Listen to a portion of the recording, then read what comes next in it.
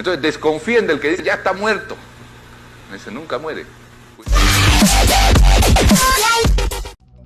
Bienvenido a otro iceberg más para el canal, el cual abrí para publicar mi manguita. Lo malo es que tardo demasiado en hacer siquiera un capítulo. En fin, lo prometido es deuda y acá les traigo el iceberg de Galán García, el cual es muy extenso, así que sepanlo apreciar, loquitos. Antes de iniciar quiero darle las gracias por haber creado este iceberg a mi universidad, nuestra universidad. La prestigiosa Sideral Carrión, con sede en Lima Sur, Lima Norte, Lima Este, Oeste, Centro, Pelotillehue, Ciudad Gótica, El Radland, Conoja, Las Lomas, Lo siento, ahora en serio. Quiero agradecer este iceberg al grupo de Facebook Republic of Cositas. Si pueden unirse, les dejo el enlace en la descripción. Una cosa más, si alguien tiene un iceberg del RIMAC, el distrito protagonista, por favor me gustaría que me lo compartieran. Es que voy a empezar una saga de distritos de Lima y ese me falta. Ahora sí, no la haré larga y comencemos ya. Aunque alguien muy amablemente podría cronometrar este video en algún comentario, ya no sigo e iniciemos y chao. No se olvide que yo soy el rey de la patada. Si no recordemos todos juntos. El rey de la panza también. Oye, ¿sabes qué cosa? Agárrame la bandera. ¿Sabe qué cosa me tiene harto? ¡Cuidado, que vale! ¡Cuidado! ¡Chino corazón! Toma, te lo regalo. ¡Doctor! ¡No! ¡El doctor! Una sala, compadre. Los algodones al pan. Con tu cancha. Hacer jugo, carajo. Lo voy a meter adentro. Este es el caballo del desfile militar. Gordo. Tomen el gato con botas. Ahí. La patada. Llegó la hora.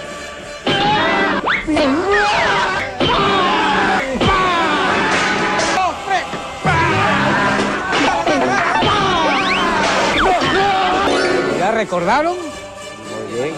Ya saben que recordar es volver a patear. No, a vivir. Nivel 1, la estrella arpista, el tren eléctrico. De niño recuerdo cómo este medio de tránsito era referenciado tanto en las conversaciones familiares como en programas de TV, entre ellos Pataclown. Infobae trae una nota. Era 20 de febrero de 1986 y el presidente de aquel entonces, un joven Alan García Pérez, de 36 años, creó el Proyecto Especial Sistema Eléctrico de Transporte Masivo de Lima y mediante Decreto Supremo 001-86 MIPRE, se hizo un concurso público para escoger a la empresa que iba a producir dicho sistema, pero no hubo un ganador. Es así que el gobierno expande su búsqueda a otros países y se encuentra con un grupo de italianos dispuestos a tomar el reto. Para el 9 de septiembre de 1986, García se reúne con el primer ministro de Italia de aquel entonces, Benedetto Craxi, más conocido como Bettino. El político italiano le ofrece al líder peruano un obsequio que constaba de 140 vagones usados. Este último regresó al Perú y le encargó el trabajo a la autoridad creada para ese fin. Es así que, el 17 de octubre, se coloca la primera piedra en el óvalo Higuereta, pero al lado del presidente estaba el flamante alcalde de Lima de aquel año, Jorge del Castillo, quien mencionaba durante toda su campaña el tren eléctrico como as bajo la manga. Exactamente, el 30 de octubre del mismo año, el plan pasa a ser la Ley N grados 24.565 y se da inicio a la Autoridad Autónoma del Proyecto Especial Sistema Eléctrico de Transporte Masivo de Lima y Callao, AATE, con el fin de realizar la planificación, supervisión, coordinación, control y ejecución de semejante obra ya conversada por el expresidente. Meses antes de adjudicar el proyecto se creó un consorcio llamado Tralima, cuyo representante legal era también italiano, Sergio Siragusa, un abogado que también hacía de consejero a dicha empresa. Pasaron unos cuantos años y se firmó el tan ansiado contrato el 13 de febrero de 1989.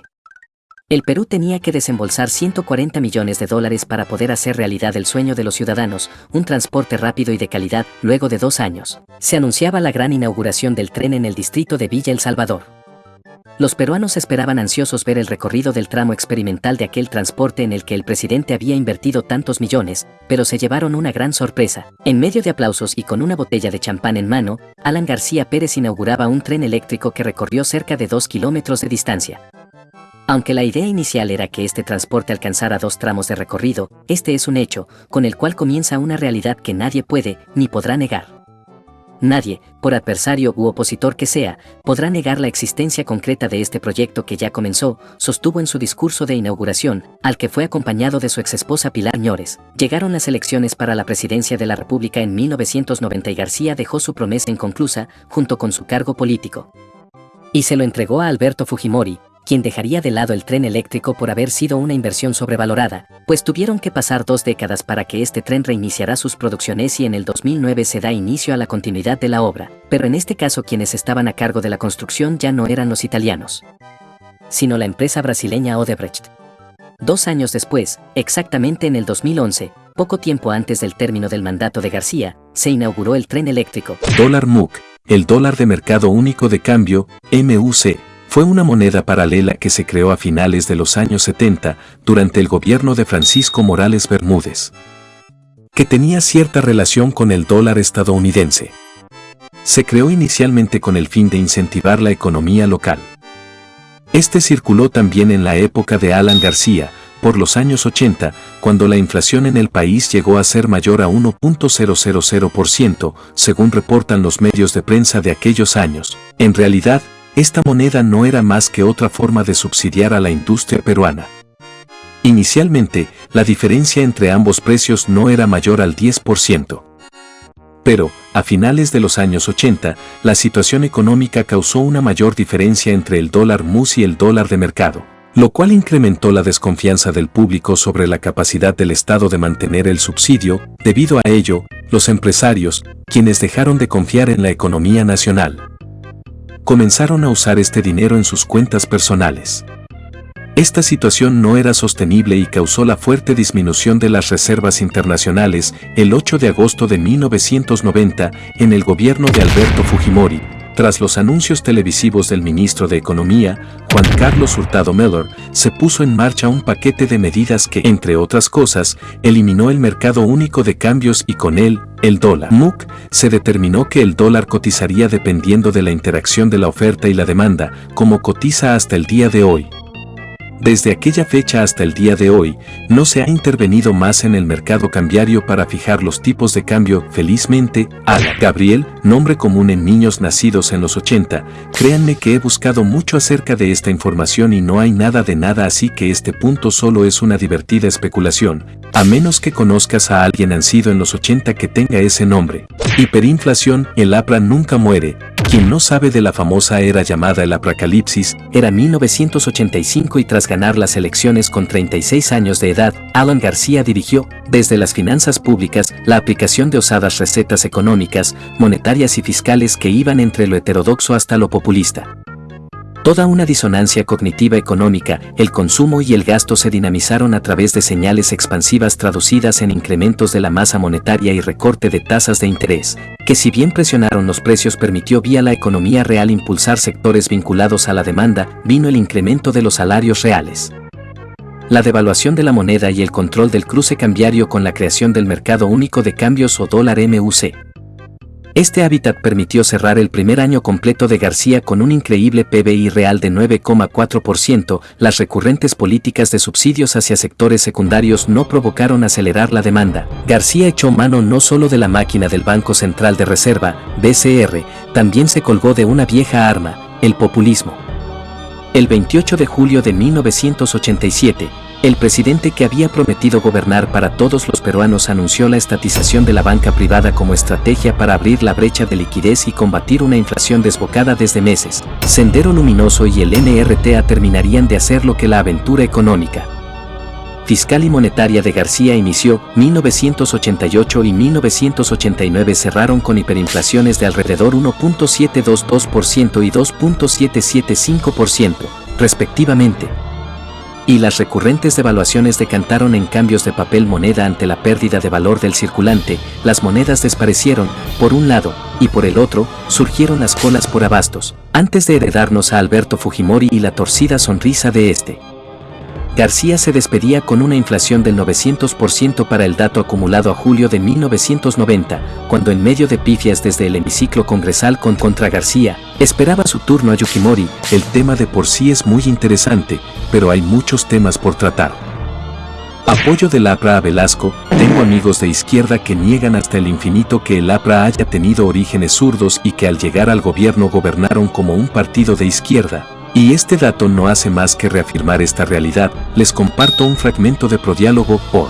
Según García, Aya de la Torre fue un enemigo declarado de las reformas de Velasco Alvarado, mientras que los apristas y en primera línea él mismo, durante su primer gobierno no lo entendieron, y cometieron el error de leer la revolución militar como la realización de lo que había propuesto el APRA desde 1931. Esta mala lectura prosigue. Habría llevado a que adoptaran como propias las estatizaciones, el modelo colectivista en la agricultura y el manejo estatal del comercio de muchos servicios y bienes. El resultado de este error, según García, fue que asumieron el proyecto de Velasco Alvarado como la posición que el APRA había propugnado, cuando en realidad el modelo y los conceptos del velasquismo eran totalmente ajenos a la ideología de Aya y su trabajo dialéctico. Así, en su primer gobierno, Alan García resultó más velasquista que ayista. Una revisión de los pronunciamientos de Aya con relación al gobierno de Velasco Alvarado desmiente la afirmación de García de una radical oposición del jefe del aprismo a las reformas de la Junta Militar.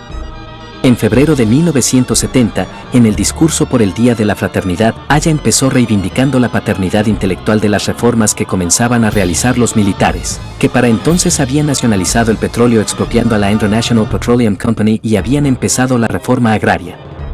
Protestando porque estos no reconocían la deuda intelectual que le tenían, debemos estar insatisfechos porque no es manera, aceleradamente y furtivamente, de llevar esas ideas adelante y de esconderlas. Sobre todo ocultando su origen y procedencia, insistió sobre el mismo tema en otro discurso un año después. Nosotros estamos de acuerdo con una sana transformación del Perú, con un cambio que preconizamos siempre y por el cual fuimos perseguidos y se nos dijo extremistas, desleales y hasta antiperuanos. Este pronunciamiento constituyó una velada respuesta a la destemplada reacción de Juan Velasco Alvarado ante la pretensión de Aya de declararse el autor de las reformas que él venía realizando. El INTI entró en vigencia a partir del 1 de febrero de 1985 de acuerdo con la Ley No. 240/64, de fecha 12 de enero de 1985, fue divisible en 100 céntimos a partir del 1 de enero de 1986. Se estableció como unidad de cuenta en la contabilidad de las empresas públicas y privadas. En mayo de 1985 fueron puestos en circulación las primeras monedas expresadas en INTIs, mientras que los primeros billetes fueron puestos en circulación en diciembre de ese mismo año. La vigencia del INTI como unidad monetaria fue hasta el 30 de junio de 1991, 6 años. En 1992, durante el gobierno de Alberto Fujimori, se descontinuó su circulación. En mi infancia tuve en mis manos un billete de INTI, que mi madre guardó como recuerdo. En fin, si es para bien, qué bueno que vino el sol, el APRA y el MRTA.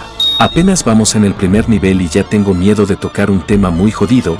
Gente, lo único que voy a decir es que pueden buscar info ustedes mismos, ya que las afirmaciones que podría dar o negar me meterían en serios problemas. Uno debe ser cauto. Sé que entenderán. Control de precios. Qué mejor que explicarlo con dibujos, en esta ocasión por el IP, el Instituto Peruano de Economía. Carlos vende pollo en el mercado. Su negocio va bien y sus clientes le compran lo que necesitan. El gobierno, sin embargo, alegando estar preocupado por el precio de la comida, decidió poner precios máximos al pollo. Si antes el pollo costaba 7 soles, ahora los comerciantes no podrán cobrar más de 5 soles. Carlos compra el pollo a 5 soles. Si lo vende a 5 soles, como pide el gobierno, no ganará nada. ¿Qué puede hacer? Algunos comerciantes están reduciendo la calidad de pollo que ofrecen o adulterándola. Productos de peor calidad son más baratos, pero la ganancia es menor, y a Carlos no le gusta vender malos productos o estafar a sus clientes. Otros vendedores siguen ofreciendo buenos productos en el mercado negro. Por las restricciones y el riesgo, ellos cobran precios más altos que antes. Unos pocos venden unos cuantos kilos al día de buen pollo al precio regulado, pero no les sale a cuenta y las colas que se forman para comprarlos son larguísimas. Finalmente, Carlos decide que su negocio ya no vale la pena. Él y otros comerciantes cierran sus puertas. El gobierno quería promover el consumo de pollo, pero al poner controles de precios logró justo lo contrario, que los comerciantes cierren y que solo los que tienen más plata puedan comprar lo poco que hay. Lo mismo sucede con cualquier otro producto. Por eso, fomentar la competencia y mejorar la productividad e ingresos de las familias siempre tendrá mejores resultados que estas recetas fallidas y Esto fue lo que dañó el gobierno zurdo de Galán. Espero haya quedado claro. Terminamos con esto el primer nivel. Iniciamos así el nivel 2, Haya de la Torre. Leche en sí. Cuando tomamos leche pensamos en todos los niños, en todos los hogares.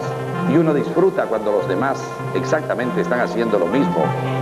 Tomando, alimentándose, preparándose un rico café con leche, una deliciosa cocoa con leche, avena o cualquier otro producto, pero con leche de verdad.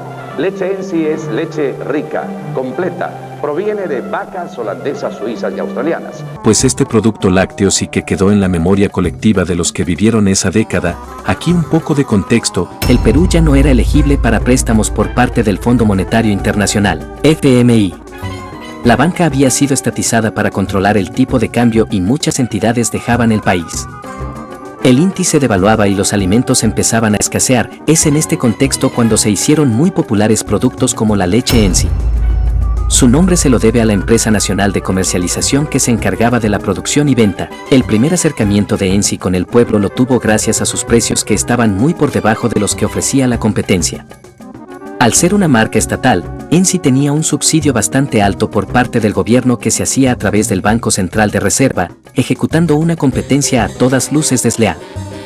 Aunque las otras marcas también entraron a competir en el rubro, la realidad es que la leche estatal ganó grandes índices de participación de mercado. Éxito en los primeros años de gobierno. ¿Por qué se gastó las reservas internacionales? Pues efectivamente, de hecho ese acto tuvo un nombre, el Plan Heterodoxo de 1985.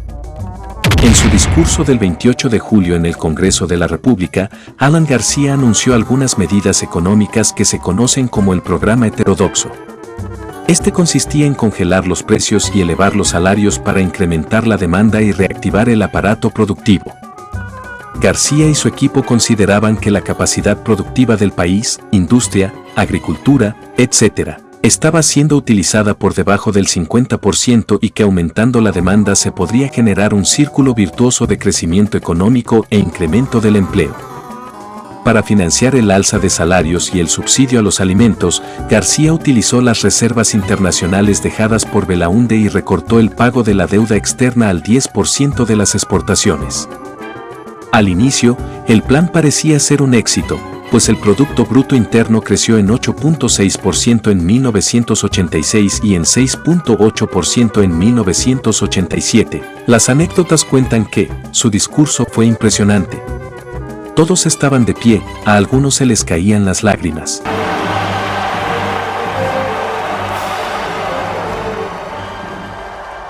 Y así muere la libertad, con un fuerte aplauso. La habilidad oratoria de Alan era incomparable. ¿Qué más se puede decir de uno de los peores gobiernos que hemos tenido? Pasos prohibidos de Galán.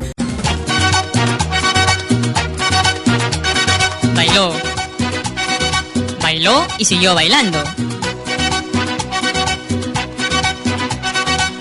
En lo que fue su segundo gobierno, el presidente Alan García demostró que la vida de un jefe de Estado no tiene por qué ser aburrida. Como acto de campaña tuvo que mostrarse accesible al público, identificable, y una de esas tácticas era mostrar los prohibidos al respetable ante tanta algarabía. No sé si fue producto de la euforia, la casualidad o la improvisación nata, salió el ya casi olvidado baile del teteo. Traer una prenda que habla sola. Si yo digo Alan y muestro esto, ¿qué significa? Ahí está.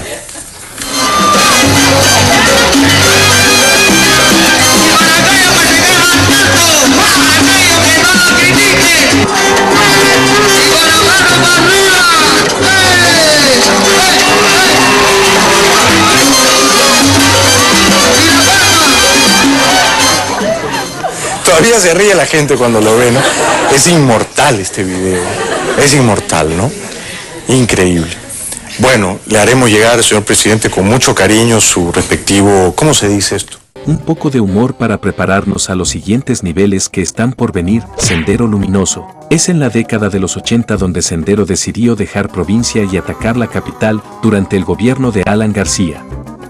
Junto a la violencia subversiva, que costó miles de vidas, se realizaron actos de represión militar. Aunque inicialmente García mostró interés en frenar las violaciones a los derechos humanos tras la matanza de los penales, permitió que continuase la violencia contra subversiva de las Fuerzas Armadas y se formaron escuadrones de la muerte. A partir de 1988 y 1989 los grupos terroristas intensificaron su ola de atentados en Lima y varias otras ciudades frente a la impotencia gubernamental. Ojalá se hubiese tomado aún más en serio a esta secta terrorista. Marsellesa aprista. La Marsellesa, en francés, la Marseillaise, es el himno nacional de Francia, oficializado el 11 de junio de 2010. Fue escrito en 1792 por Roger de Lisle. Las alegaciones de que se hubiera inspirado en la composición de Giovanni Battista Viotti tema e variazioni in do maggiore de 1781 son muy dudosas. Fue prohibido durante el Imperio y la Restauración. Vuelve a ser el himno nacional desde la Tercera República. Durante 1940 a 1945 fue nuevamente prohibido, y su canto era considerado como un símbolo de resistencia a la ocupación alemana y al régimen colaboracionista de Vichy. Es tocada en parte de la obra Obertura 1812 de Piotr Ilich Tchaikovsky, pero lo que nos trae aquí fue que el político peruano Víctor Raúl Haya de la Torre adoptó la música para el himno de su partido político APRA.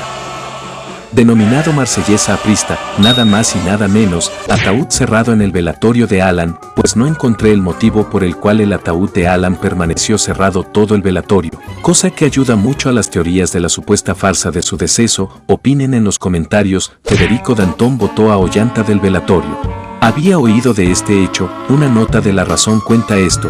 La muchedumbre de militantes apristas presentes en el velatorio de los restos mortales del extinto líder del APRA, Alan García Pérez, no aceptaron la visita del expresidente Ollanta Humala, y entre los que exteriorizaron en primera fila este rechazo se contó Federico Dantón García Pérez, el hijo menor del extinto líder del APRA. Humala había coordinado su llegada con los congresistas apristas Mauricio Mulder y Javier Velázquez Quesquén y apareció minutos después del en medio de furibundos abucheos y ante la resuelta decisión de Federico Dantón de cerrarle el paso.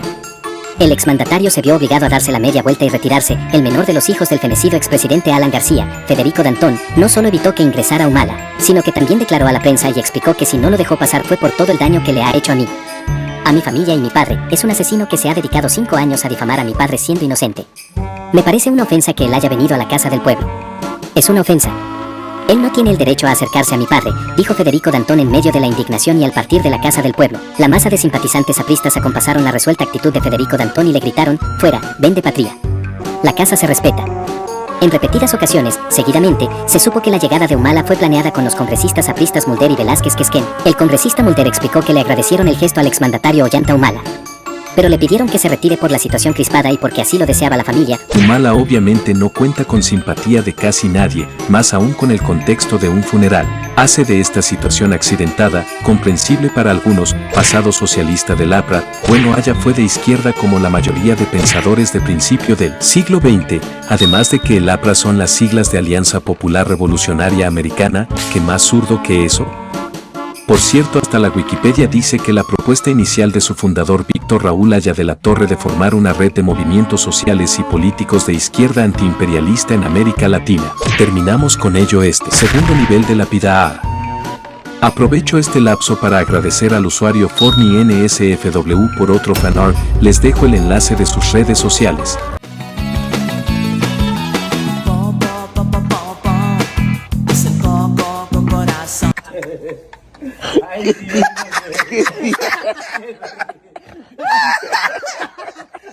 Lo siento, es que no hay día que no deje de ver esta parodia.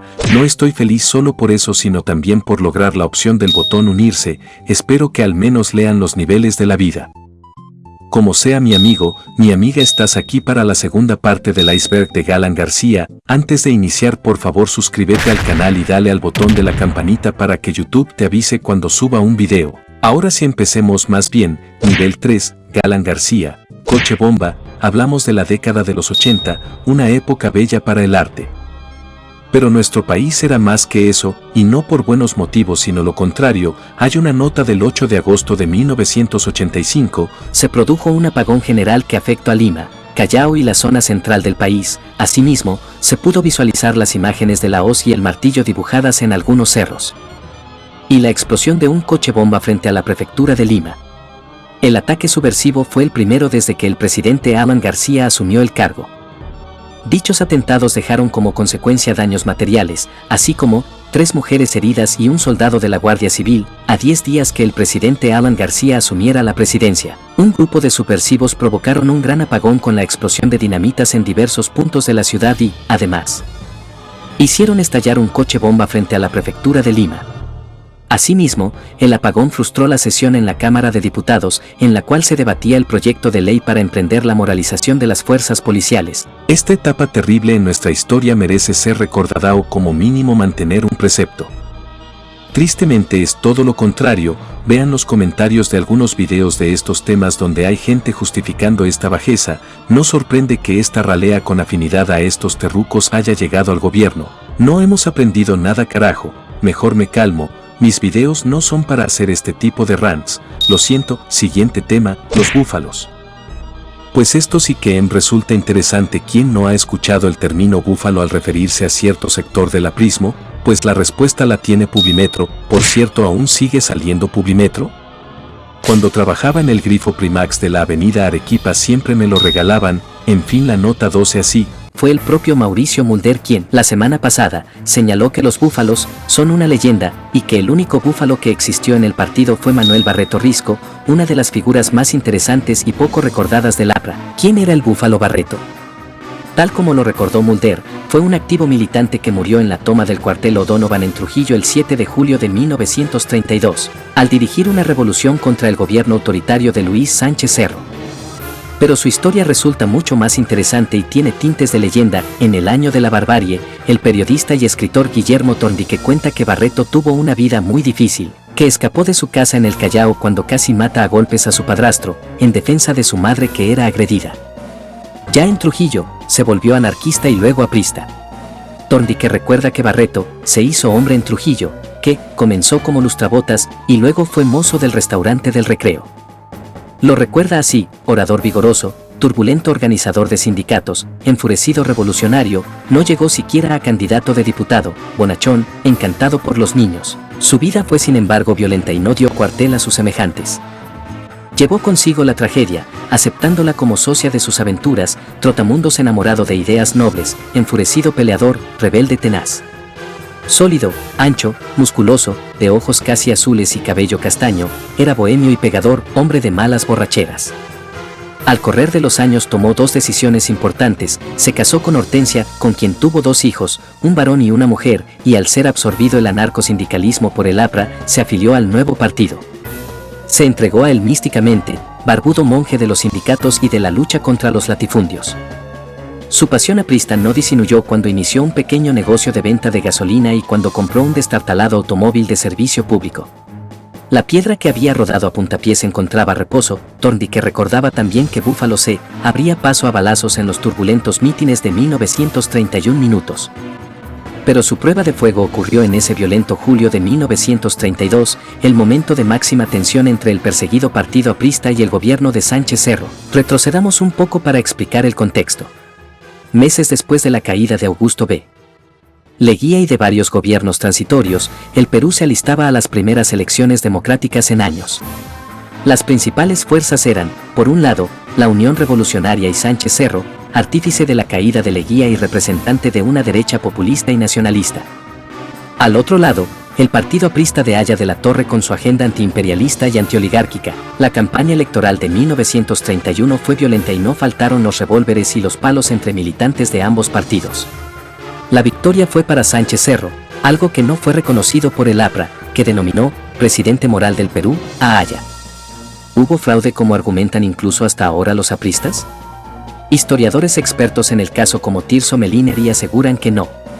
Sin embargo, en departamentos como Cajamarca, donde ganaba el APRA, la votación fue anulada, aduciendo que no se cumplieron con las garantías del proceso. Para julio de 1932 el país estaba en una casi guerra civil. Sánchez Cerro dio una ley de emergencia que permitió el desafuero, encarcelamiento y también el destierro de parlamentarios apristas, sosteniendo que estos complotaban contra el gobierno. En mayo un aprista disparó al presidente, pero este sobrevivió. No tendría la misma suerte en mayo de 1933. Aya de la Torre era encarcelado en el Panóptico y la persecución continuó. Guillermo Torndique llamó al año de 1932 el año de la barbarie, que sirvió de título para su libro. Evidentemente, nadie imaginaría entonces que una barbarie peor se desataría en los años 80 en nuestro país, con su líder encarcelado. Los apristas preparan un plan revolucionario en Trujillo. La madrugada del 7 de julio, tal como se había planeado, Búfalo, Jorge Idiáquez, Alfredo Tello y otros apristas, junto a decenas de campesinos, ejecutaron la toma del cuartel. Al entrar por la puerta principal, los disparos de los militares lo alcanzaron. 6 campesinos lo siguieron, empuñando sus machetes. 10 metros más allá, Búfalo cayó en tierra, desmadejado por los disparos del centinela, un tiro en la garganta, otro en los testículos. Se desplomó de espaldas, los ojos vidriosos, sintiendo como la vida se le escapaba entre las piernas, boqueando a causa del aire que no llegaba a través de su tráquea hecha pedazos, relata Torndique en El año de la barbarie. En El cancionero aprista, la canción Julio del 1932 relata la epopeya, pero la leyenda del Búfalo continuó. En los años 30, los enemigos del APRA, como la Unión Revolucionaria, comenzaron a representarlos como búfalos en sus diarios. Fue así que se difundió este apelativo de manera despectiva. Pero Barreto no fue el único búfalo. Uno igual de temido fue Arturo Pacheco Girón, líder del denominado Comando Indoamérico y recordado, entre otras cosas, por haber acabado a golpes y chachiporrazos un recital de poesía del emblemático grupo Hora Cero en la Universidad Federico Villarreal, conocida por ser un bastión aprista. El incidente llevó al entonces veinteañero César Hildebrand a realizarle una memorable entrevista en 1971 para Caretas, en la que hablaron de poesía y de organización partidaria. Murió, junto a su familia, el 26 de agosto de 1990, asesinados y luego dinamitados, como muchos periodistas recordaron recientemente, los búfalos junto a los coyotes de Acción Popular. Los chitos del PPC y la Guardia Obrera del Partido Comunista forman parte de una tradición de fuerzas de choque partidarias en épocas donde las diferencias partidarias se dirimían también en la calle. Épocas que, esperemos, no vuelvan a nuestro país. Lo que uno aprende con estos iceberg, ya ven loquitos, están aprendiendo conmigo carajo. El aula magna, para los que no sepan, como yo, que es un aula magna, pues es un recinto que posee un espectro de uso tan amplio que se puede usar como salón de actos para eventos informales o culturales, como sala de reuniones y como centro para la enseñanza en grupos grandes y pequeños, y la Casa del Pueblo tiene una en la cual las mayores figuras apristas dan sus discursos. Nada más y nada menos, escuela de oratoria, como no podía ser de otra manera esta sede de las artes de la elocuencia y explayamiento de las ideas y proyectos de la palabra hecha arte, o sea tener un floro bravo. No podía tener mejor lugar que al lado de la Casa del Pueblo de nuestra avenida Alfonso Ugarte. Si quieren inscribirse adelante, aunque no sé nada de su modalidad. Caso narcoindultos, este caso es del 2013, acusaciones que como pueden imaginar por su nombre informal, acusa al presidente de indultar por cobros de $5,000 a $10,000 a líderes de narcotráfico, incluso a la banda entera. De este caso Galán salió libre. Si tienes alguna opinión de esto, te leo abajo. Carla García y la Beto Ortiz. Amigos, simplemente amigos y nada más. No se supone que Beto es homo, no necesito decir que no lo creo y que si quieres comentar abajo está la caja de comentarios. Bueno, hemos chapado, ¿no? Ya. Pero de ahí a... Pero un chape no se le niega a nadie, ¿no? Un besito como el agua, ¿no? Un besito y un chape, son distintos. Ya, besito. No, chape. En televisión, ¿no te acuerdas? No me lo he visto, no me acuerdo. A ver, refréscame esa memoria, por favor. Yo entrevisté a Alan en Abre los Ojos en el año 2012. ¿Ya? Y en el programa siguiente hicimos un detrás de cámaras de la entrevista. Y entonces grabamos en los comerciales, cosa que no hay que hacer y no es ético, pero siempre hacemos. Y en los comerciales él me estaba contando una anécdota de ahí a la torre. Y entonces no me acuerdo de la anécdota, pero lo cierto es que estaba muy coloquial y muy divertido. Y entonces en un momento dice, y entonces ahí, y entonces claro, era llamativo que se refiriera ahí a la torre como y para el APRA pues es una blasfemia, es sacrilegio, ¿no? Entonces Carla vio eso al aire y se puso pálida y dijo, esto va a ser un desastre. Claro. Y entonces, ¿pero por qué? Le está diciendo torre, o sea, es como decir Dios no existe. Exacto. ¿No? Y entonces vinimos de pausa y Carla, que es muy inteligente, dijo, vamos a cambiar el titular. Claro. Chapemos. Y entonces al otro día el titular fue Carla y Beto chaparon y no fue Alan le dice cojudo a la torre. Apoyo a Rafael López Aliaga y Hernando de Soto en las elecciones. Si bien es cierto que el APRA dejó de ser un partido enteramente de izquierda, cosa que es enderezar su camino, tampoco es totalmente de derecha. cosa que no impide tener la visión táctica de apoyar a otros frentes opositores y buscando acerca del tema buena cantidad de las figuras. Apristas apoyaron en las últimas elecciones al partido Renovación Popular. Así es la política, señores. Caso Lava Jato. Para empezar, ¿qué es el caso Lava Jato? Es la investigación que destapó un esquema de corrupción masiva en la petrolera estatal Petrobras, en Brasil. Involucra a ejecutivos de la petrolera y políticos, quienes recibieron coimas a cambio de grandes proyectos de infraestructura para las principales constructoras de ese país. La investigación inició a mediados del 2013, pero recién estalló en el 2016, cuando el Departamento de Justicia de Estados Unidos difundió las primeras confesiones de una de las principales constructoras beneficiada por la red de sobornos, Odebrecht. Mientras la policía de Brasil investigaba a un cambista ilegal, dio con una red mayor de lavado de activos dirigida por Joseph. Él tenía varios negocios de lavados de carros y una conexión con Costa. En el 2013 le había regalado una camioneta Land Rover al exfuncionario. En el 2014, la policía detuvo a Joseph, quien decidió contar que se encargaba de blanquear los sobornos a cambio de reducir su pena de 8 años. Ya está en libertad. Su testimonio permitió dar con Costa y otros políticos, empresarios y exfuncionarios de Petrobras. Se calcula que la operación Lava Jato ha destapado, en los últimos 3 años, el pago de al menos $1.300 millones de dólares americanos en sobornos a partidos políticos y funcionarios públicos. En cuanto a lo que hizo el Perú, Odebrecht está aquí desde 1979. Durante el gobierno militar de Francisco Morales Bermúdez, y constituyó no menos de 27 empresas. Ha participado, individualmente o consorciada, en proyectos de infraestructura. Odebrecht se presentaba a licitaciones tanto con empresas que llevaban su nombre como con firmas de distinto nombre. En el 2016 se destaparon los casos de corrupción. Odebrecht también contrató con gobiernos regionales. El expresidente regional de Ancas, César Álvarez, hoy preso, le encargó a la firma brasileña la carretera Chacas-San Luis, que terminó teniendo un sobrecosto de S/150 millones. El portal Convoca informó que en las planillas del Departamento de Operaciones Estructuradas de Odebrecht figura la frase CONCESAO, concesión, Rutas de Lima junto a la cifra de $291.700 americanos y al nombre Budián. La Municipalidad de Lima adjudicó este proyecto a Odebrecht en septiembre de 2012 y comprende la operación y mantenimiento por 30 años de tramos de la Panamericana Norte, Sur y la autopista Ramiro Prialé, financiados con los recursos de los peajes. El supuesto pago se efectuó al cierre de campaña de las elecciones municipales del 2012. Luis Castañeda fue elegido alcalde en Lima ese año. El caso Lava Jato ha salpicado a los gobiernos de 3 expresidentes de la República, Alejandro Toledo, Alan García y Ollanta Humala. Esto nos debe dar a pensar de una vez por todas que la mayoría de nuestros compatriotas no saben elegir.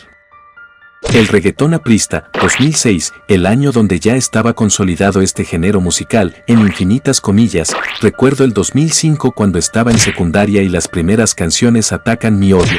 Y mi promoción no era especialmente solidaria con mi otalgia. Ingenuamente creí que sería una moda pasajera, que la gente despertaría de esta resaca de mal gusto y que no le darían lugar a algo tan desagradable y que rebajaba demasiado los estándares musicales, pues como me demostró la historia, sobreestimé a las masas y punto. En cuanto al tema comercial, se trata de un clip concebido por Hernán Garrido Lecca, sí, el autor del libro Piratas en el Callao. Como que las cosas van tomando un sentido muy bizarro y este reggaetón es su hermano. La juventud dejará huella. Trabajo, educación, la juventud ya participa. Sin servir, sin abuso, el deporte resucita. Sin que marca tú la estrella. Ven y confía en ella, con Alan como presidente. La juventud dejará huella. Esta es la estrella, hacia se labra. La juventud desde el Perú ya la levanta. Vengo remarca, marca la estrella. Junto con Alan la victoria será nuestra. Ganan los jóvenes, gana Perú, Alan presidente. En fin, por otra parte, la familia Garrido Lecca merece su propio iceberg. Espero que por Rubian Alcosiras u otro autor se ponga las pilas. Señores, terminamos con esto el tercer nivel. Comenzamos ya con el cuarto nivel. Nivel 4, Federico Dantón. Baguazo. Alan did nothing wrong. Para la gente que no sabe lo que quiere decir, como yo, se traduce del inglés como Alan no hizo nada malo. Gracias Deep Translate. Aquí debemos tocar el tema del baguazo. Hay varias notas en internet. Lo malo es que varios de esos medios son muy tendenciosos. La nota que más se acerca a la parcialidad es Línea de Tiempo. El 5 de junio se produjo la muerte de 33 personas, 23 policías, 5 pobladores y 5 indígenas, cuando las fuerzas policiales intentaron desalojar a las miles de personas que durante 55 días bloqueaban la carretera Fernando Belaúnde, en el tramo conocido como Curva del Diablo. Cerca de 5.000 indígenas amazónicos, con el apoyo de la población local, estaban protestando contra los decretos legislativos que, en el marco del Tratado de Libre Comercio, fueron promulgados por el gobierno de Alan García afectando los derechos colectivos de las comunidades amazónicas en el uso y gestión de los recursos naturales de sus territorios. Los sucesos de Bagua conmocionaron a la opinión pública y diversos sectores manifestaron su apoyo a los pueblos indígenas y demandaron la renuncia del premier Yehude Simon, quien dejó el cargo recién el 11 de julio.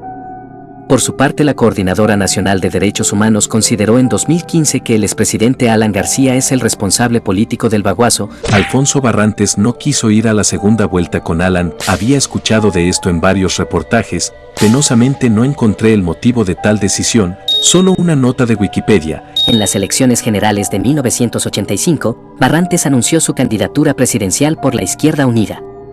Sin embargo, quedó en segundo lugar con su partido frente al líder del APRA, Alan García. Aunque debió realizarse una segunda vuelta, Barrantes renunció a su candidatura al ver la cantidad de votos que le llevaba su contrincante. Mantuvo una posición ambigua entre el apoyo y la oposición al gobierno de este y finalmente su partido se dividió en 1989 entre los izquierdistas liderados por su exteniente alcalde, Henry Pease, y sus propios seguidores en la izquierda socialista, la cual se disolvió definitivamente cuando en 1992 obtuvo una votación por debajo del mínimo requerido para ser considerado partido político y Barrantes se retiró de la vida política. Lo que hubiera cambiado la historia si es que Alan no hubiese ganado esas elecciones, MIR era el APRA rebelde. Asumo que a varios de ustedes no se les hará extraño saber que es verdad. Una nota dice así. Durante las décadas de 1950 y de 1960, el APRA, originalmente un partido de izquierdas, da un giro político y muchos de sus militantes abandonan el partido. Una facción dirigida por Luis de la Puente Uceda se separa del APRA fundando el APRA Rebelde a finales de los años 1950. En 1962 esta agrupación pasaría a llamarse Movimiento de Izquierda Revolucionaria. El MIR fue un movimiento de la denominada Nueva Izquierda, al igual que el Grupo Vanguardia Revolucionaria, que se caracterizaron por su crítica tanto al APRA como al Partido Comunista Peruano y por mantenerse alejado de los dos faros de la revolución, China y la Unión Soviética, inspirada en la lucha de la guerrilla revolucionaria influenciada por la Revolución Cubana y los movimientos de liberaciones nacionales existentes en ese tiempo en varios países de América Latina, África y Asia. El MIR organizaría a los focos guerrilleros como catalizadores de la revolución. En 1965 el MIR inicia sus acciones guerrilleras. Lamentablemente es cierto, señores. Alan y las 200.000 obras, no necesito decir que esta parte del nivel es solo una caricaturización, está por demás decir que ni Alan ni otro presidente podría llegar a esa cantidad de obras, ¿no es así? Asilo en Colombia. Según recuerda el ex embajador de Colombia en Perú, Jaime Gutiérrez Plaza, el domingo 31 de mayo de 1992, a las 7:30 de la noche, el doctor Jorge del Castillo, secretario de la Alianza Popular Revolucionaria Peruana, APRA, llamó a la residencia de la Embajada de Colombia en Lima con el propósito de solicitarle el asilo político para el entonces expresidente Alan García Pérez, y es que Alberto Fujimori, con el respaldo de las Fuerzas Armadas, había dado un golpe de Estado para extender los poderes de su gobierno el 5 de abril de 1992. Con este denominado autogolpe, Fujimori inició una persecución contra los líderes de la oposición, entre los que se encontraba García. El APRA denunció que el líder estaba en peligro, y por ello acudió a solicitar asilo para que saliera del país. Jorge del Castillo le informó a Gutiérrez Plaza que se encontraba en un vehículo con García y le solicitó encarecidamente que ordenara abrir las puertas del garaje de la residencia para recibirlos con el propósito de pedir oficialmente el asilo político del expresidente. Cuando García se le presentó al embajador, Gutiérrez le dijo: hace 43 años, 4 meses y 29 días. Víctor Raúl Aya de la Torre se presentó igualmente en la Embajada de Colombia para solicitar el asilo, que le fue concedido inmediatamente. Teniendo en cuenta que mi vida está en eminente peligro, vengo a solicitarle me conceda el asilo en la República de Colombia. El precio a pagar por estar metido en la política, no poder dormir tranquilo. Impago de la deuda externa y la pelea con el FMI. Cuando asumió el poder en 1985, uno de los grandes debates continentales era el peso de la deuda externa de varios países. García no solo no eludió el problema, sino que lo enfrentó en su discurso inaugural como presidente, criticando duramente al Fondo Monetario Internacional.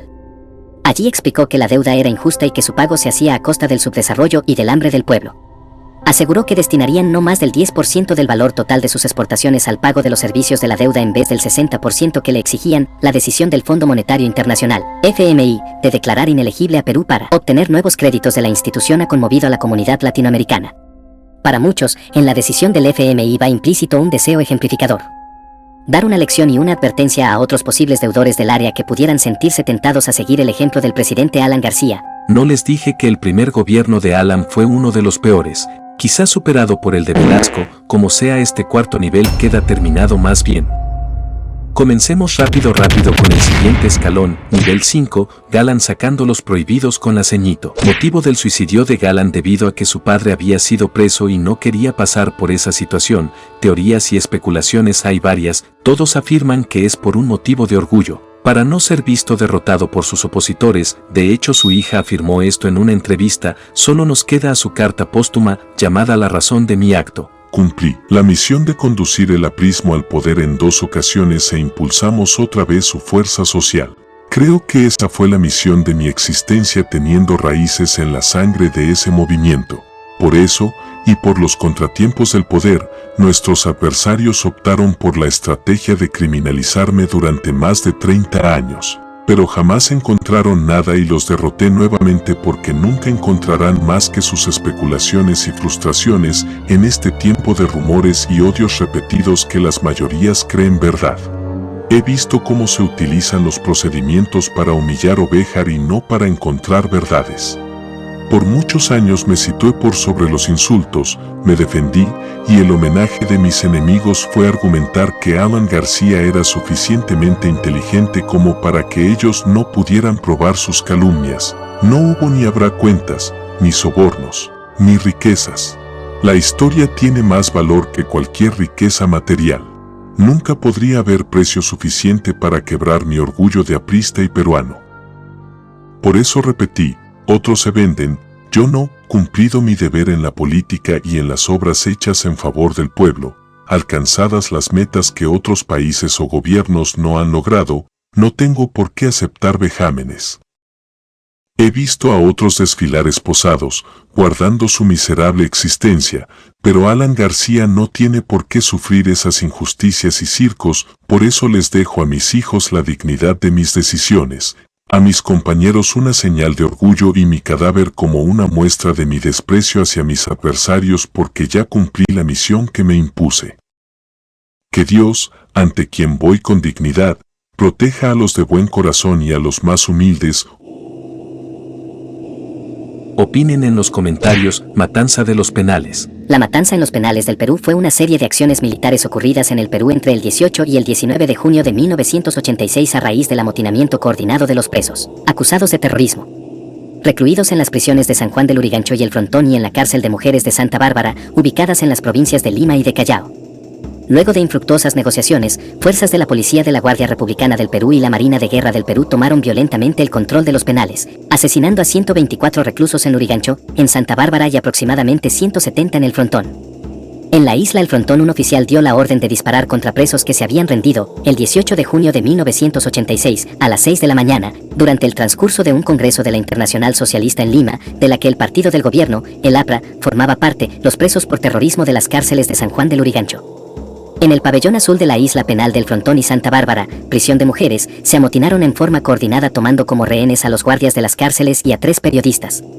A partir de la palabra clave puca, los amotinados iniciaron su acción. Los amotinados de las 3 cárceles presentaron un pliego de demandas, entre las que destacaban su negativa a ser trasladados a otros penales, la eliminación de las requisas y las revisiones, así como el cierre del penal de Canto Grande y mejoras en las condiciones carcelarias. Además, se afirmaron en realizar la resistencia feroz. A las 10 se inició una sesión de emergencia del Consejo de Ministros y de los mandos militares con la participación de Alan García.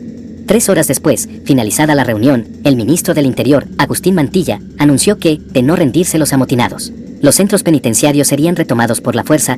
Hay varias páginas que confirman esto. Tuce el juez, Alianza para Fujimorismo, Esta acusación en un principio podría parecer un invento de los caviares, pero como que no resulta increíble, no es que estemos hablando de dos partidos escrupulosos, el detalle es que no encontré algo oficial. La única alianza confirmada fue la del APRA con el PPCE. Peleas entre Sendero Luminoso y el MRTA en San Marcos. Es sabido que estas sectas terroristas inoculaban su germen comunista en la mente de jóvenes universitarios. Hay notas de ello y de hecho un reportaje sacado del año 92. El terror se instaló en la Universidad Nacional Mayor de San Marcos. Terroristas del MRTA, pero principalmente del Sendero Luminoso, la han convertido en su refugio delictivo y hacen del caos una constante. Los terroristas irrumpen en clases a cualquier hora para pregonar su ideología criminal y piden grupos revolucionarios. Así los llaman a los alumnos en el campus universitario. En lugar de flamear la bandera nacional, lo hace un trapo rojo. Bajo la mascarada de grupos de estudio, se esconde la convocatoria a charlas y conferencias que, en realidad, son parte del adoctrinamiento apologista al llamado Pensamiento Gonzalo, a los jóvenes estudiantes que asisten a ellos por temor que impera en la ciudad universitaria.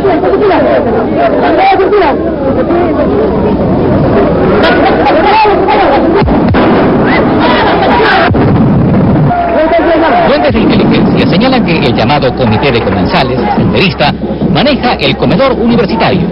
Personas ajenas se alimentan en él. Personas indicadas como miembros de Sendero Luminoso. Lo mismo ocurre en la residencia universitaria, donde solo el 20% de los estudiantes reúne los requisitos para alojarse ahí.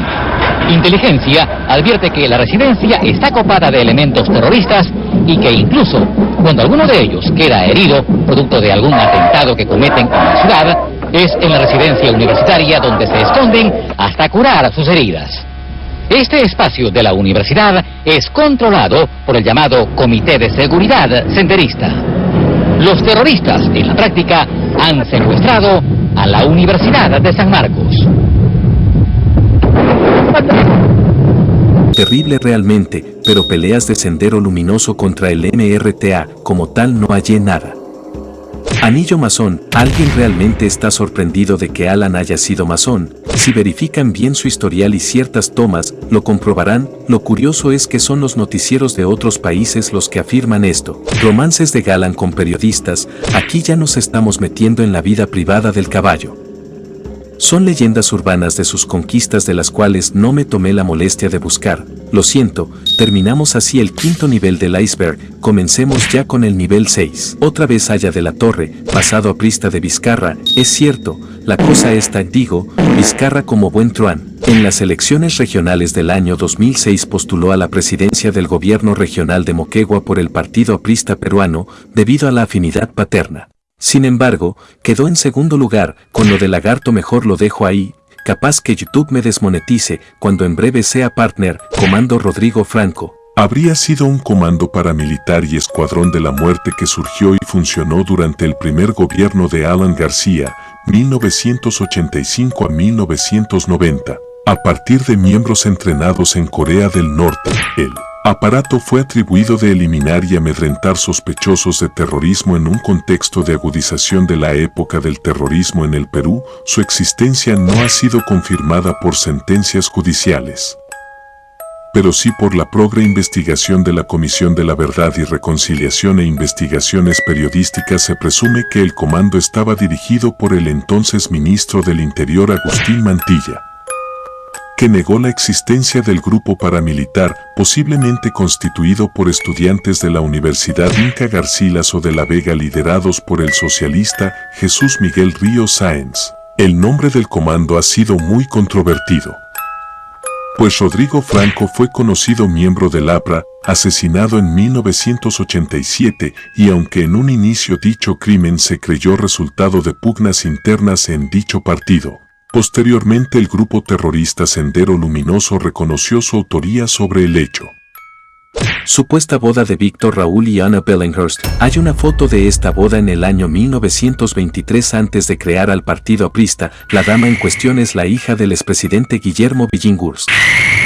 Gobernó de 1912 al 1914, como sea se ve que esos tiempos todo quedaba entre esos estratos, ahora no tanto, partido del PRI inspirado en el APRA. Pues de hecho no es la primera vez que escucho esto, qué bueno es poder ahondar más en el tema. Como se puede apreciar desde los libros de historia política, tanto el PRI como el PAP tienen un origen político similar. Por un lado, el PRI fue fundado en 1929, el cual en un inicio se llamó Partido Nacional Revolucionario, PNR, posteriormente cambió de nombre a Partido de la Revolución Mexicana, PRM, y finalmente cambió de nombre a Partido Revolucionario Institucional, PRI, en el año 1946. Este movimiento o corriente política surge tras la Revolución Mexicana y tiene como uno de sus principales motores el aglutinar distintas clases políticas, de izquierda y de derecha o revolucionarios e institucionales, que aglutinados en un mismo movimiento puedan hacer frente a la oligarquía mexicana generando un gobierno que represente los intereses de las mayorías.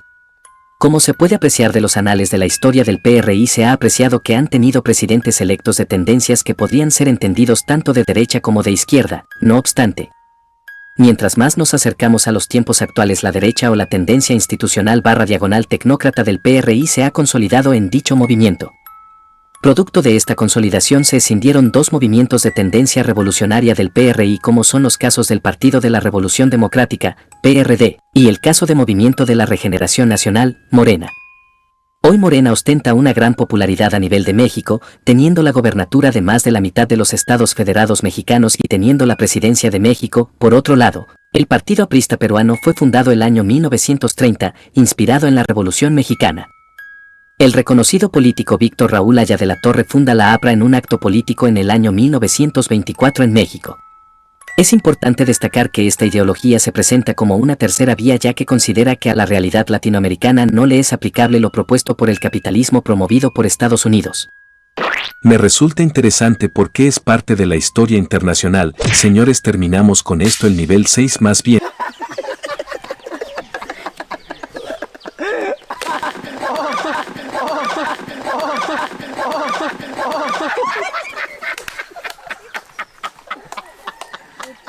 Mi estimado, comencemos ya con el nivel 7, resultado elecciones 2006, Haya de la Torre y Albert Einstein. Antes que alguien muestre incredulidad, déjame decirles que sí, tal encuentro que parece ser amistad sí se dio. Una nota de Infobae dice esto, loquitos. El primer encuentro que detalla el libro Excombatientes y Desocupados ocurrió en la estación de tren interurbano y se trató de un momento casual como cualquier otro, aparentemente sin mayor conversación.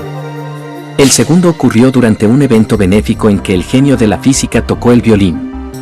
El tercero se dio en medio de una disertación de la Conferencia Mundial sobre Energía donde Einstein expuso sobre su teoría del espacio-tiempo. La exposición de Einstein dejó a Haya de la Torre muy impresionado, ya que la sola idea de que existieran nuevos conceptos que redefinieron la física captaron su atención de inmediato.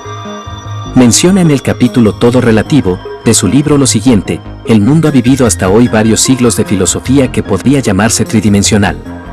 Solo hemos tenido hasta hoy noción de cuerpos rígidos con longitud, latitud y profundidad. Rígida ha sido también nuestra tradición dogmática religiosa.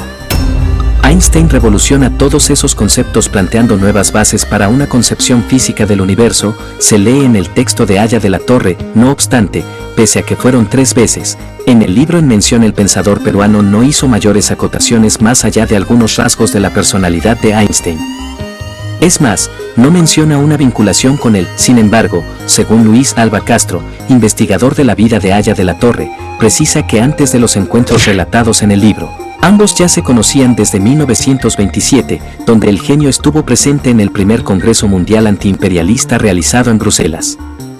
En calidad de entusiasta pacifista y defensor de los pueblos en lucha contra el colonialismo, dejo mi cadáver como muestra de mi desprecio hacia mis adversarios, pues es parte de la carta póstuma que dejó Alan. Quizá una de las partes más recordadas de la última misiva, la carta en su extensión está expuesta en los niveles anteriores del iceberg. Haya de la Torre ganó las elecciones de 1962. Si sabía de esto por un reportaje de Álamo Pérez Luna, aquí se los dejo. En junio de 1962 hubo elecciones presidenciales y parlamentarias. El triunfador fue el histórico líder aprista Víctor Raúl Haya de la Torre, pero al no alcanzar 1/3 de los votos sería el Congreso quien elegiría al mandatario. Por lo que he visto, hay un espléndido orden en todas partes y una gran voluntad de la ciudadanía de ejercer su derecho a sufragio. Sin embargo, ante la posibilidad de que Aya de la Torre sea presidente gracias a los votos del general Odría, las Fuerzas Armadas convocaron una junta de gobierno encabezada por el presidente del Comando Conjunto, el general Ricardo Pérez Godoy, y tomaron el poder. ¿Se imaginan cómo hubiese sido un gobierno de Aya? Nunca se comprobó en vida si recibió dinero de Odebrecht, pues no encontré confirmación como tal de vínculos directos con esta empresa corrupta, ni siquiera la Wikipedia lo asegura así. Aunque el eco de su suicidio para muchos sea una prueba flagrante de su culpa, como sea amigos, terminamos este nivel 7, demos inicio ya al siguiente escalón. Nivel 8, el patadón a Lora, Mónica Delta Excache de Galán. En serio, solo es una especulación, nada más que ello, gente. Muerte de Sánchez Cerro. Parece ser que el partido aprista nunca ha tenido las manos limpias, o al menos no de parte de sus integrantes. Este magnicidio tiene como autoría a un compañero, por suerte un video de uno de mis programas favoritos cuenta esto como si fuese vívidamente este asesinato. Domingo 30 de abril de 1933, en el hipódromo de Santa Beatriz, hoy Campo de Marte.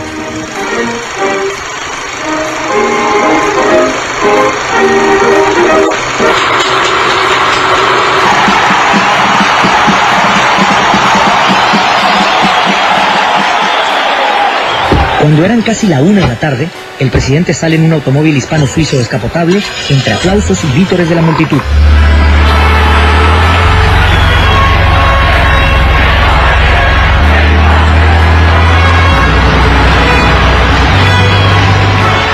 Inesperadamente,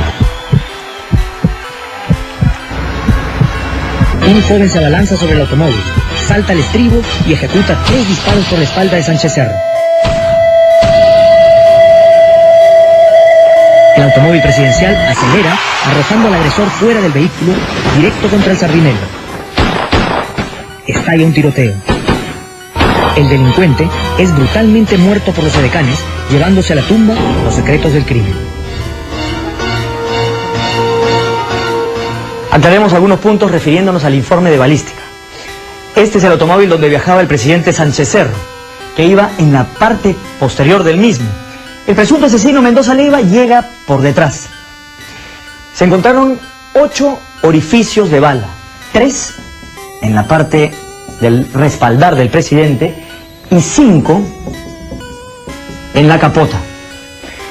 El informe también nos dice que estos orificios de bala vinieron de 4 armas distintas. Ahora vayamos al cuerpo. 3 orificios de bala cuenta el cuerpo de Sánchez Cerro, uno de ellos de necesidad mortal, que vino de adelante hacia atrás, de adelante hacia atrás y de abajo hacia arriba, con lo cual Mendoza Leiva no pudo haber realizado el disparo mortal. ¿Quién hizo el disparo mortal? Nos hemos enterado que este disparo fue hecho por...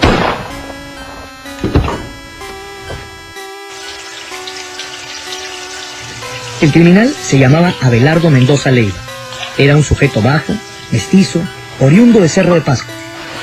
Fue traído a Lima desde pequeño en condiciones muy pobres. En 1931 se inscribió en el partido aprista y empezó a trabajar de cocinero en un restaurante que al poco tiempo sería intervenido por alojar reuniones apristas clandestinas. La pistola utilizada por Mendoza Leiva era una Browning automática y se encontraba casi nueva. ¿De dónde sacó la pistola? La respuesta, como dije, se la llevó a la tumba. Algunos dicen que esto se confabuló para evitar la inminente guerra que Sánchez Cerro realizaría contra Colombia. Siempre quedan estas teorías ante hechos impactantes, demanda de La Haya con Chile, si recuerdo esta controversia que tuvo mucho ruido por inicios de los 2010 y terminó dando una resolución en el 2014, pero que la Wikipedia lo explique mejor. El 16 de enero de 2008, el gobierno de la República del Perú bajo la presidencia de Alan García, inició el contencioso, interponiendo una demanda contra la República de Chile, bajo la presidencia de Michelle Bachelet ante la Corte Internacional de Justicia con sede en La Haya, Países Bajos, principal organismo judicial de la Organización de las Naciones Unidas en dicha demanda. El Perú solicitó a la Corte que determinara el trazado de la frontera entre las zonas marítimas de los dos estados, de conformidad con el derecho internacional.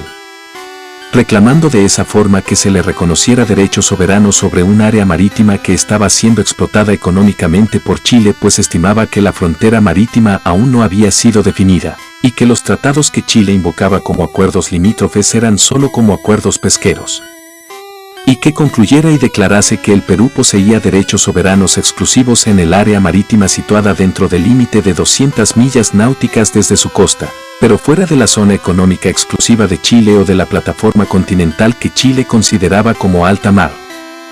Por estar a mayor latitud que el paralelo que señalaba como frontera marítima entre ambos países, el día lunes 27 de enero de 2014, a partir de las 14 UTC, el presidente de la Corte, Peter Tonka, dio lectura a un resumen de la sentencia en una exposición realizada en el Gran Salón de la Justicia del Palacio de la Paz. Frente a las delegaciones de ambos países litigantes, y que tomó cerca de 2 horas, la Corte no especificó las coordenadas del punto indicado en la decisión, pero le asignó el nombre de punto A. Dicho punto se encuentra a 80 millas marinas de la costa chilena más próxima en el puerto de Arica y a 45 millas marinas de la costa peruana más cercana, esto es, el puerto de Hilo, en el departamento de Moquegua. Tampoco especificó las coordenadas de los puntos B y C. Para nosotros, los chilenos, el límite está así, acá, y así va a quedar. Así va a quedar. Pero en vista que estos agujeros están muy espesos, cuidado, porque ahorita hacemos la línea hasta Tumbe, Dios mío, con mucho cuidado. Con la diferencia que nosotros exigimos esto.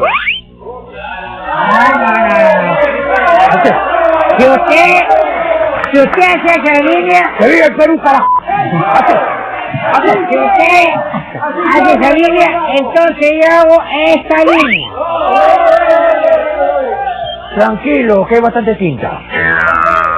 Si usted hace eso, entonces inmediatamente, señoras y señores, nosotros procedemos a hacer eso. Bueno, entonces yo hago esto. No hay problema porque yo hago esto. Y yo hago esto. Y yo hago esto. Y eso.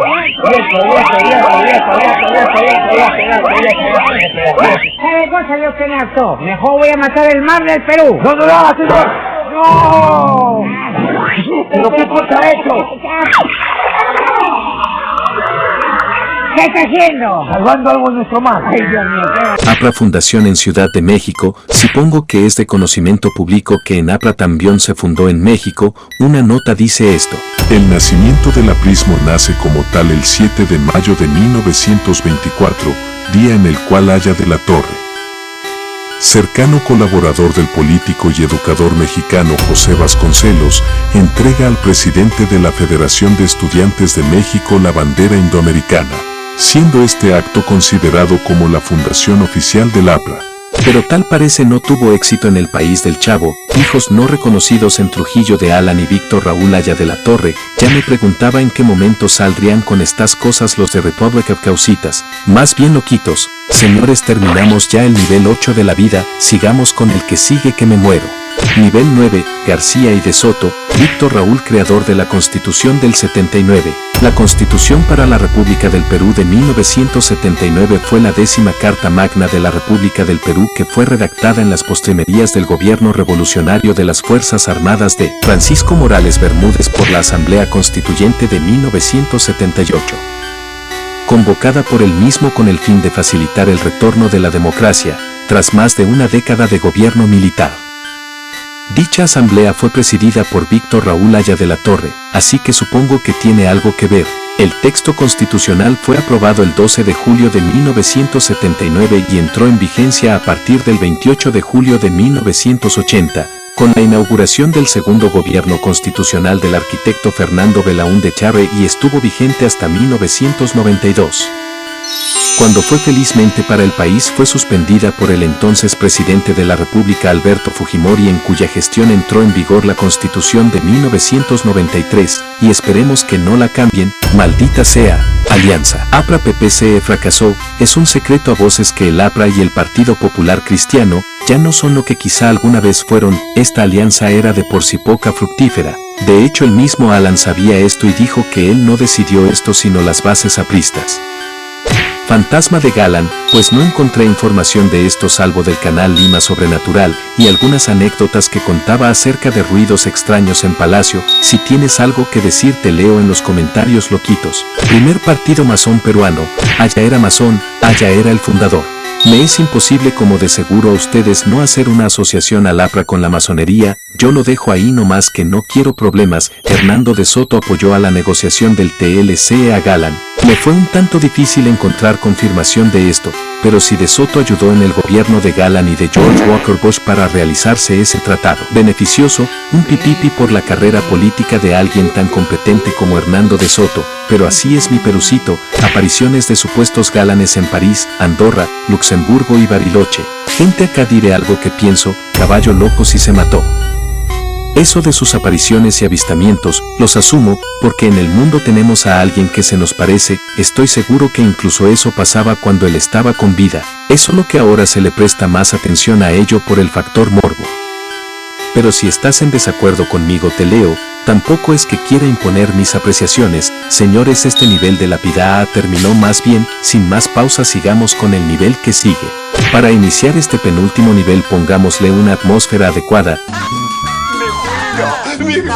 No, esa no, esta sí. Nivel 10, cobertura de su defunción, entrevista premonitoria de su muerte. Esta puede ser su última entrevista, pues si casualmente su última entrevista la hizo uno de los medios de comunicación que más lo odiaba. Cosas de la vida. Señor García, la verdad que en estos días y en estas últimas horas hay versiones que van y vienen, ¿no?, con relación a su situación. ¿Es usted consciente de que esta entrevista a RPP Noticias puede ser la última que dé usted? Mujer parecida a Galán García en el aeropuerto. ¿Qué más puedo hacer aquí si no es reírme? Si el parecido es increíble, pero solo eso, algo anecdótico, tomarlo en serio sería. En fin, revolución en Trujillo de 1932. La revolución o sublevación de Trujillo fue una insurgencia armada contra el gobierno de Luis Miguel Sánchez Cerro, iniciada en esa ciudad peruana el 7 de julio de 1932 y sofocada a lo largo de ese mes. Sus dirigentes, como Manuel el Búfalo Barreto y Agustín Aya de la Torre, eran partidarios del Partido Aprista peruano. Comprende varios eventos armados, incluyendo la matanza de Trujillo contra agentes del Ejército y la Guardia Civil, y se extendió a otras localidades como Cajabamba y Huaraz. Fue reprimida duramente por las Fuerzas Armadas, quienes bombardearon la ciudad y ejecutaron a cientos de civiles en la masacre de Chan Chan, en ese sitio arqueológico. Es uno de los episodios más importantes en la historia de ese partido político, y forma parte del llamado Año de la Barbarie 1932 y de la Guerra Civil de 1932 y 1933. Sí, el APRA siempre logrando ser parte de la historia peruana, el APRA en la clandestinidad. La penitenciaría de Lima reabre sus puertas a los apristas en noviembre de 1934. Se inicia lo que en la historia del APRA se llama la Gran Clandestinidad. 11 años permanecerá el partido fuera de la ley. El 28 de octubre de 1948, la penitenciaría volverá a reunir a los altos dirigentes del aprismo durante 8 largos años. En esas 2 etapas en el Perú continúa la sorda guerra civil y las cárceles de todo el país se llenan de presos. El APRA siempre tuvo etapas nefastas. Me parece que las peores fueron las de los 32. Si cuenta, pareciera que como revancha el partido nos dio la segunda terrible mitad de los 80, nivel 10 terminado. Más bien pongámosle aún más ambiente.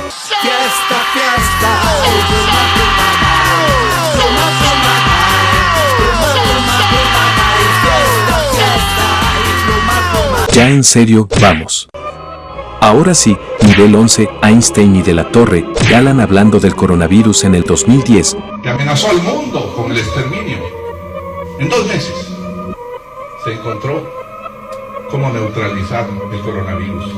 ¿Por qué? Porque ya estaba en marcha el cerebro colectivo de la humanidad, de miles de investigadores, laboratorios, articulados gracias a qué? A la comunicación, al internet, en milésimas de segundo. No me aventuro a asegurar que este video sea del 2010, de ser así esto sería sorprendente. Si quieres decir algo te leo. Videos perdidos de la detención de Galán, no encontré nada de esto. ya que Alan no llegó a ser apresado sino que pidió subir a su habitación a cometer lo que ya sabemos, y si quieren saber si hay fotos de su cadáver, pues no, incluso si lo hallasen no lo podría poner loquitos. Federico Danton, presidente 2041, la gente de Republic of Cosides jamás defrauda con sus travesuras, o quizá no, tal vez haya un plan finamente trazado para que el heredero de Galán sea nuestro presidente el próximo 2041, quizá, que estoy hablando carajo. Más fotos cuando estaba internado por el disparo de bala. No necesito decir que tales fotos no existen, o mejor dicho no están en la web, creo que ni siquiera en la deep web. Me bajaría el video si pusiera alguna foto parecida. Gente, terminamos con esto el 11º nivel, y con esto todo el iceberg. Tarde pero logré terminarlo, loquitos.